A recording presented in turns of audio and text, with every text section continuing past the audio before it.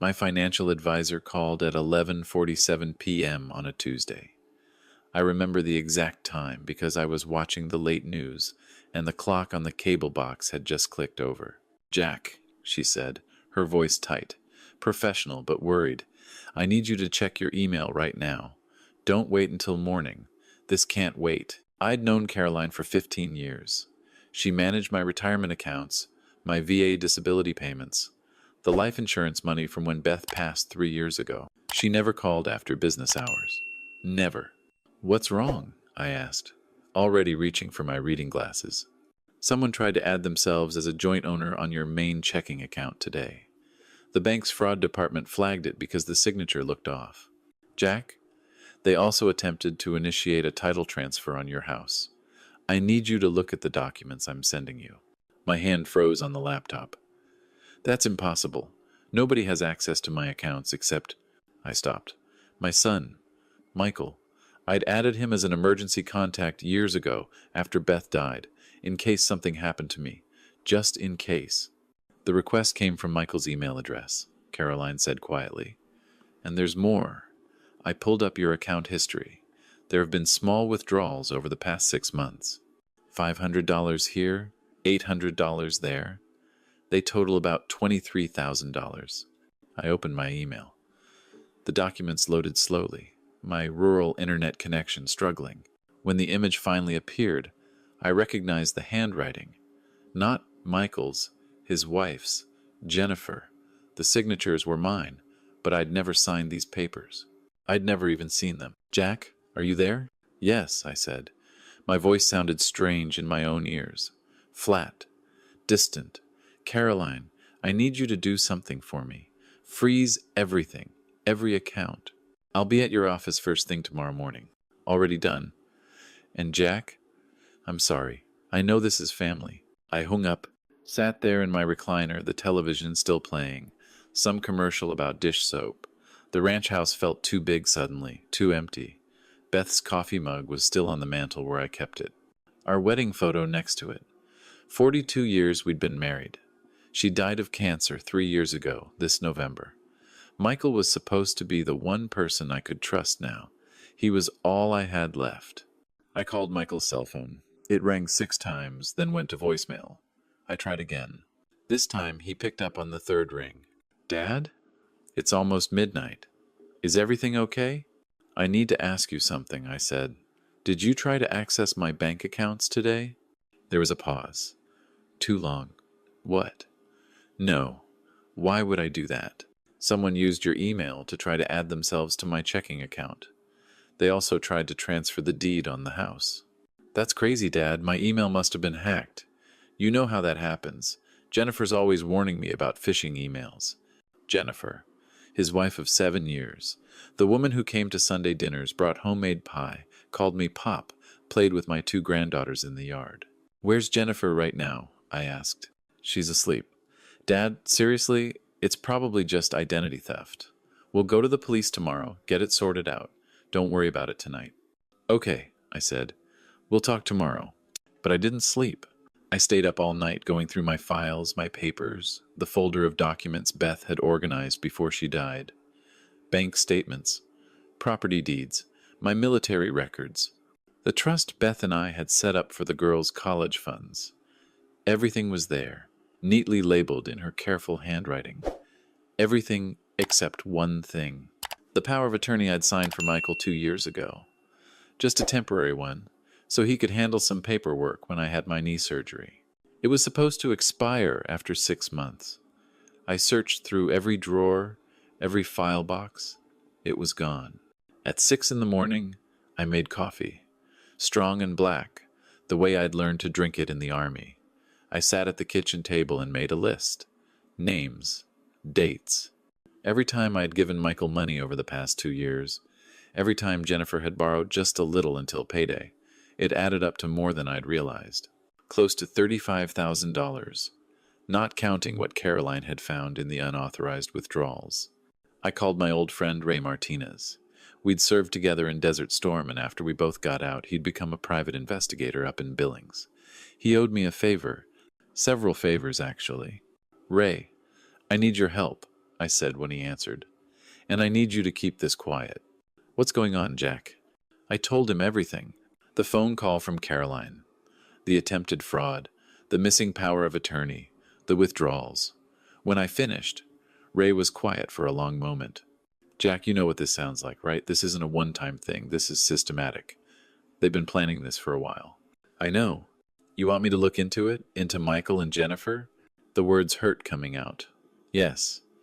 I need to know what's really going on. I need evidence." "Give me 3 days," Ray said. "I'll call you Friday." Michael showed up at my house at 9 that morning, just like he'd promised. He looked tired, dark circles under his eyes, his shirt wrinkled like he'd slept in it. He was only 38, but lately he'd been looking older, worn down. "Hey, Dad," he said, giving me a hug. He smelled like cigarettes and something else, something chemical and sweet that I couldn't place. "Sorry about all this confusion. I talked to the bank. They said it was definitely a phishing scam. Someone spoofed my email." "That's good to know," I said, watching his face. He wasn't looking at me directly. His eyes kept darting to the side, to the window, to his phone. "Where's Jennifer? And the girls?" "Jennifer took them to her mother's for a few days. School break, you know. They'll be back on Sunday." "That's nice," I said. I poured him a cup of coffee, added sugar the way he liked it. We sat at the kitchen table, the same table where he'd done his homework as a kid, where Beth had taught him to play chess, where we'd celebrated his college graduation.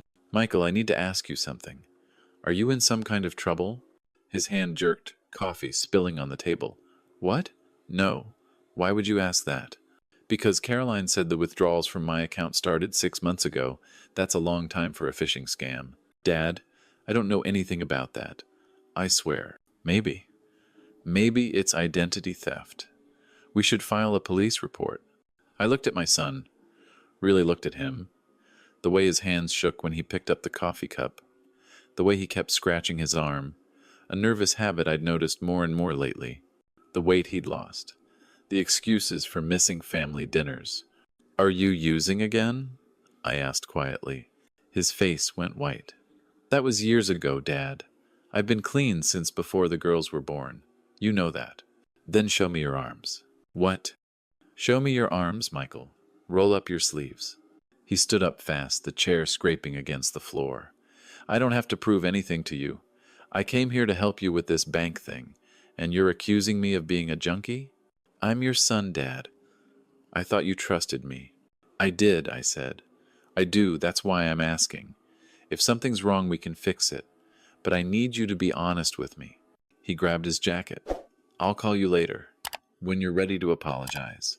He left. I heard his truck peel out of the driveway, gravel spraying against the garage door.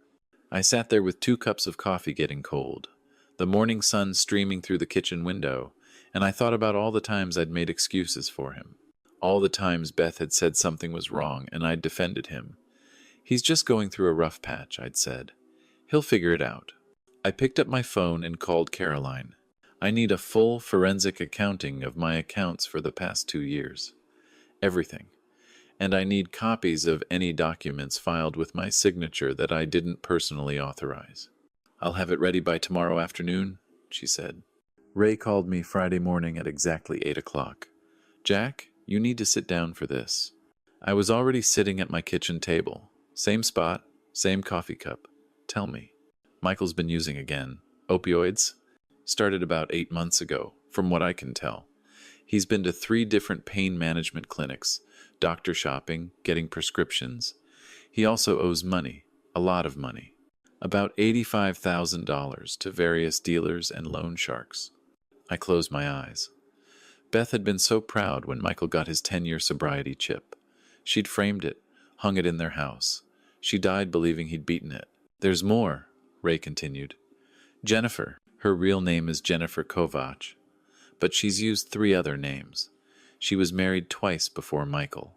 Both times, she married older men with assets. Both times, there were allegations of financial abuse. The first husband died under suspicious circumstances, heart attack, but the autopsy was clean. The second husband is in a nursing home in Oregon. His family claims Jennifer drugged him and forged documents to take his house and savings. They settled out of court. The kitchen felt cold suddenly. I reached over and turned up the heat, but I couldn't stop shaking. Jack, this isn't just about money. I pulled property records. Jennifer's been shopping for nursing homes, specifically VA nursing homes. She called 3 different facilities last month asking about admission procedures, how to get emergency placement, what kind of documentation is needed. She was asking about you, using your name and military ID number. They were planning to put me in a home. Yes.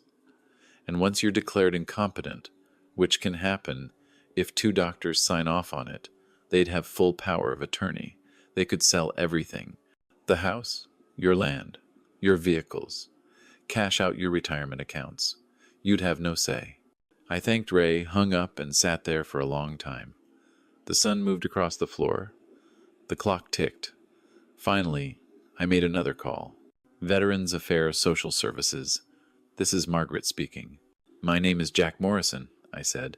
I'm a Desert Storm veteran, and I need to report suspected fraud involving my VA benefits. Margaret connected me to an investigator named Thomas Chen. I spent 2 hours on the phone with him, explaining everything. The unauthorized account access, the missing power of attorney, the nursing home inquiries. He took notes, asked questions, told me he'd start an investigation immediately. Mr. Morrison, I want you to go to your VA clinic and request a full cognitive assessment. We need documentation that you're mentally competent. This is crucial for your case. I drove to the VA clinic in Great Falls that afternoon, took the cognitive tests, the memory assessments, all of it. Dr. Peterson, who'd been my doctor since Beth died, looked concerned. Jack, your scores are perfect. Better than perfect, actually. You're sharper than most 50-year-olds I see. Why are you worried about competency? I told him everything. He listened, his face growing more serious with each detail. I'm going to write a detailed report for your case, he said. And Jack, document everything. Keep a journal. Write down every conversation, every phone call. If this goes to court, you'll need it. That Sunday, Jennifer and the girls came back from her mother's. They came to my house for dinner like always, like nothing had changed. Jennifer brought lasagna. The girls ran to hug me, their small arms tight around my waist. Pop, we missed you. I missed you too, sweethearts, I said. And it was true. They were 7 and 9, blonde like their mother, with Michael's eyes. They didn't know anything. They shouldn't have to know. Michael looked better. He'd shaved, put on clean clothes. He gave me a tentative smile. Hey, Dad, about the other day. I'm sorry I got upset. This whole identity theft thing has me stressed. It's okay, son, I said. I hugged him, and I felt how thin he'd gotten, bones sharp under his shirt. Let's just have a nice dinner. We ate at the dining room table. Jennifer talked about her mother, about the girls' school projects. Michael was quiet, pushing food around his plate. I watched them, memorized their faces, the sound of the girls' laughter. After this was over, nothing would be the same. When they left, Jennifer gave me a tight hug. Love you, Pop, she said, and her smile was so genuine, so warm, that for a second I wondered if Ray had made a mistake. If maybe there was some explanation, some misunderstanding. But then I found it. After they left, I was cleaning up, and I saw that the drawer in the hallway table was open. The drawer where I kept important documents, insurance papers, my VA identification. I knew I'd closed it that morning. I checked. My VA card was gone. So was my Social Security card and my Medicare card. I took a photo of the empty drawer, wrote down the date and time in my journal. The evidence was building. Caroline sent me the forensic accounting report. It was worse than I thought. Over the past 18 months, $47,000 had been withdrawn from my accounts in irregular amounts. Some through ATM withdrawals using my card. Some through checks written in my name but not my handwriting. Some through direct transfers to accounts I didn't recognize. Caroline had tracked down those accounts. They belonged to Jennifer. 3 different accounts under 3 different variations of her name. She'd been funneling my money systematically, carefully, making it look like normal spending. I also got the copies of documents filed with the county. There was a new power of attorney, dated 6 months ago, giving Jennifer full authority over my healthcare decisions and finances. My signature was on it. I'd never seen that paper before in my life. There was also a deed transfer document, filed but not yet processed, transferring my house and land to Michael and Jennifer Morrison. Estimated value, $425,000. My signature again. Also forged. I took everything to a lawyer. Not just any lawyer, but Marcus Webb, a friend of Beth's who specialized in elder law. He'd helped us set up our will years ago. I trusted him. Marcus reviewed everything in silence, his face growing darker with each page. Finally, he looked up at me. "Jack, this is elder financial abuse. It's also fraud, forgery, and possibly conspiracy. You have enough evidence here to file criminal charges. Are you prepared to do that? Against your son?" "I don't want Michael to go to prison," I said. "He's sick. He needs help." "But Jennifer..." I stopped, took a breath. Jennifer knew exactly what she was doing. "Understood. Here's what we're going to do. First, we're going to file an emergency protective order to freeze all your assets. No one can access anything without court approval. Second, we're going to petition to have that power of attorney declared invalid. Third, we're going to work with the DA to build a criminal case. How long will this take?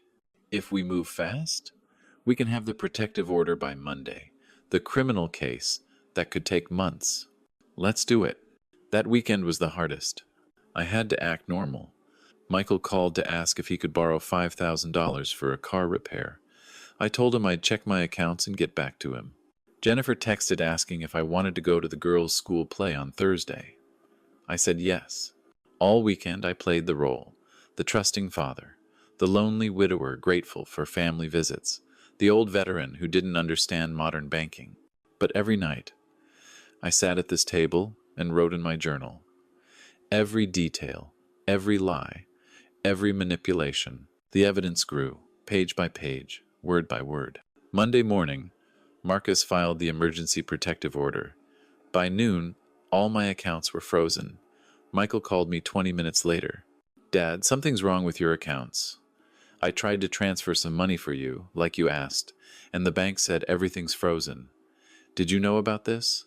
I'd never asked him to transfer any money. "No," I said. "That's strange. I'll call the bank. Maybe it's that identity theft thing. Want me to come over?" "We can call them together."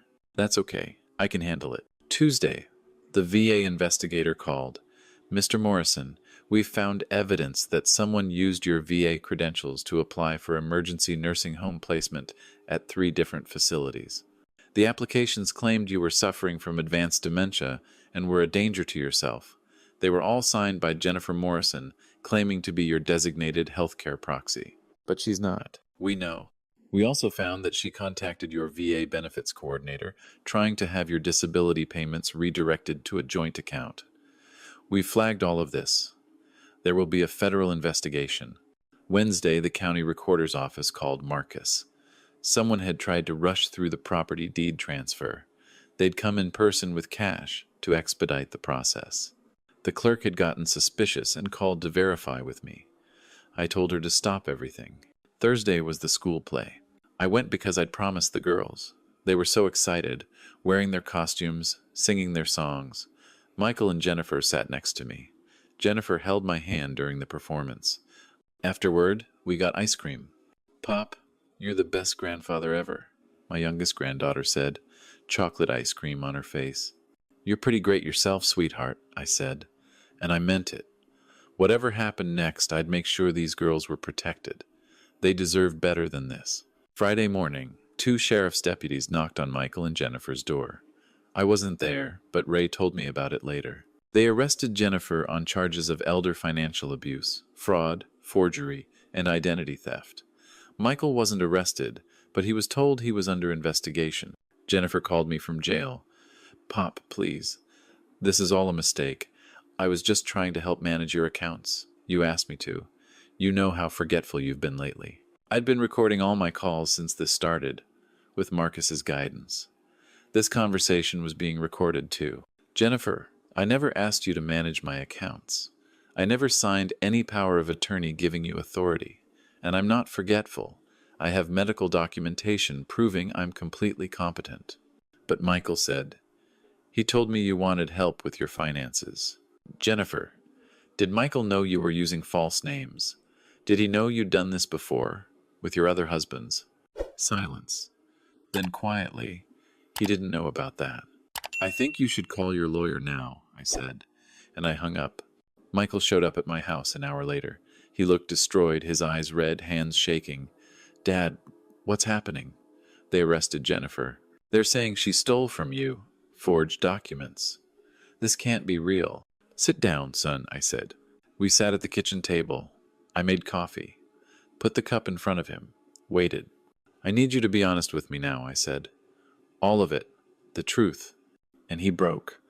38 years old, and my son started crying like a child.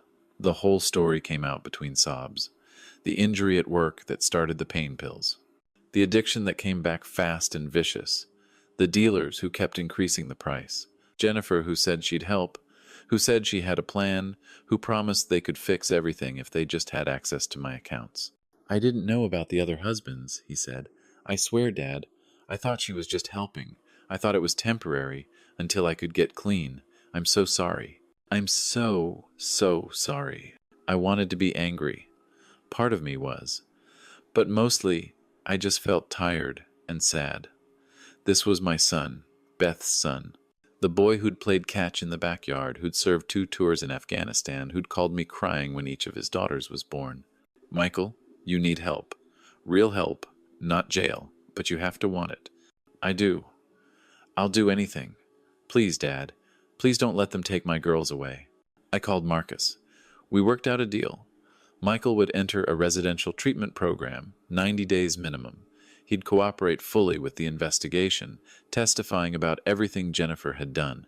In exchange, the DA would consider reduced charges, possibly probation instead of prison. Jennifer got no such deal. The evidence against her was overwhelming. The DA added charges of conspiracy to commit elder abuse, attempted kidnapping, and fraud. When they searched her phone, they found texts to a doctor in Billings, offering him $5,000 to sign off on a dementia diagnosis for me. They found research on how to induce symptoms of cognitive decline using medications. They found a detailed timeline for selling my property and disappearing. The trial was 3 months later.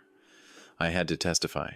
So did Michael, looking thin but clear-eyed, 60 days into his sobriety. So did the VA investigator, the bank fraud specialist, the handwriting expert who confirmed the forgeries. Jennifer's lawyer tried to paint me as a confused old man, claiming I'd given permission for everything. But Dr. Peterson's cognitive assessment destroyed that argument. Caroline testified about the systematic withdrawals. Ray presented evidence of Jennifer's pattern with her previous husbands. The jury deliberated for 4 hours. Guilty on all counts. The judge gave her 8 years in federal prison. Mrs. Morrison, you targeted a vulnerable veteran, someone who served this country, who trusted you as family. Your actions were calculated, predatory, and cruel. This sentence reflects the severity of your crimes. Michael lost custody of the girls temporarily. They came to live with me while he was in treatment. It wasn't easy. They cried for their mother, didn't understand why Daddy was gone. I enrolled them in therapy, took them to school, learned how to braid hair again like I'd done when Michael was young and Beth was working. But slowly, we found a rhythm. I sold some of my land, kept the house, set up college funds for the girls with proper legal protections. Michael completed his program, moved into a sober living facility, started seeing his daughters on supervised visits. A year later, Michael stood in my kitchen, sober for 15 months, working as a counselor at the treatment center where he'd gotten clean. The girls were in the living room watching a movie. Dad, he said, I know I can never make up for what happened, what I let happen, but I want you to know, I'm grateful. You could have let them lock me up. You saved my life. You're my son, I said simply. That's what fathers do. He hugged me, and for the first time in years it felt real. Solid. True. Jennifer wrote me letters from prison.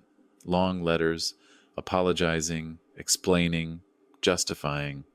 I read the first one, threw away the rest.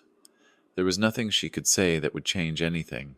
But the other victims, the ones Ray had found, the men Jennifer had scammed before, they reached out. We started a support group for elder abuse survivors. I gave talks at community centers, at VA hospitals, anywhere they'd have me, telling my story, teaching people the warning signs, showing them that being victimized doesn't mean being weak. 2 years after that phone call from Caroline, I stood in my kitchen on a Saturday morning, making pancakes for my granddaughters. Michael was coming over for breakfast, bringing his new sponsor from AA. The sun was streaming through the window. Beth's coffee cup was still on the mantel, but next to it now were photos of the girls, finger paintings, school projects. The house felt full again, full of life, of hope, of second chances. I'd lost my savings, spent thousands on lawyers, had my trust shattered. But I'd gained something too. I'd learned that strength isn't about never being vulnerable. It's about recognizing the danger, gathering your evidence, and fighting back. Quietly, strategically, with dignity. That's what victory really looks like. Not revenge, not hatred, just truth, justice, and the courage to protect what matters. And in the end, that was enough.